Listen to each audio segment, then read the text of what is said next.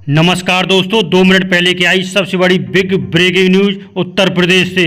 उत्तर प्रदेश में अब जल्द ही 2 विधानसभा सीटों पर बीजेपी और समाजवादी पार्टी के बीच मुकाबला देखने को मिल सकता है। पिछले दिनों नाबालिग से दुष्कर्म मामले में सजा मिलने के बाद सोनभद्र की दुद्दी विधानसभा सीट से बीजेपी के विधायक रहे रामदुलार गौड़ की विधानसभा सदस्यता रद्द कर दी गई, जिसके बाद ये सीट खाली हो गई। और दोस्तों, वहीं लखनऊ पूर्व की सीट भी खाली है। ये सीट बीजेपी विधायक आशुतोष टंडन के निधन के बाद खाली हो गई।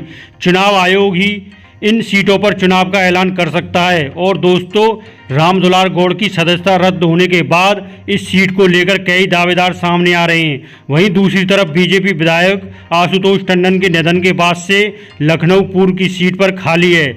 ऐसे में जल्द ही चुनाव आयोग इन दोनों सीटों पर चुनाव कराने की घोषणा कर सकता है। और दोस्तों, ऐसे में जल्द ही एक बार फिर से सपा और बीजेपी के बीच सियासी मुकाबला देखने को मिल सकता है। इन 2 सीटों पर होगा उपचुनाव। और दोस्तों, दुद्दी और लखनऊ पूर्व इन दोनों सीटों पर बीजेपी का कब्जा था। दूसरी तरफ इन सीटों पर अब बीजेपी और सपा दोनों दलों में कई उम्मीदवार अपनी अपनी दावेदारी में जुट गए। इन नेताओं ने टिकट पाने के लिए अभी से अपने पासे फेंकना शुरू कर दिया। नियम के मुताबिक अगर किसी विधायक या सांसद के निधन या किन्हीं अन्य परिस्थितियों में सदस्यता रद्द होने की वजह से सीट खाली होती है तो चुनाव आयोग को 6 महीने में दोबारा चुनाव कराने होते हैं। और दोस्तों, आपको बता दें कि सोनभद्र की दुद्दी सीट से बीजेपी विधायक रामदुलार गौड़ को नाबालिग से रेप केस में सजा मिलने के बाद उनकी विधानसभा सदस्यता खत्म कर दी गई।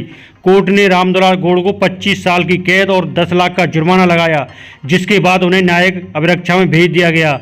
रामदुलार गौड़ के खिलाफ पास्को और रेप का केस साल 2014 से चल रहा है। और दोस्तों, बताया जा रहा है इस वक्त की सबसे बड़ी बिग ब्रेकिंग न्यूज है बीजेपी विधायक की सदस्यता रद्द। यूपी में खाली हुई 2 सीट विधानसभा, फिर होगी सियासी जंग। और दोस्तों, हमारे चैनल से जुड़ें, लाइक करें, सब्सक्राइब करें। जय हिंद, जय भारत।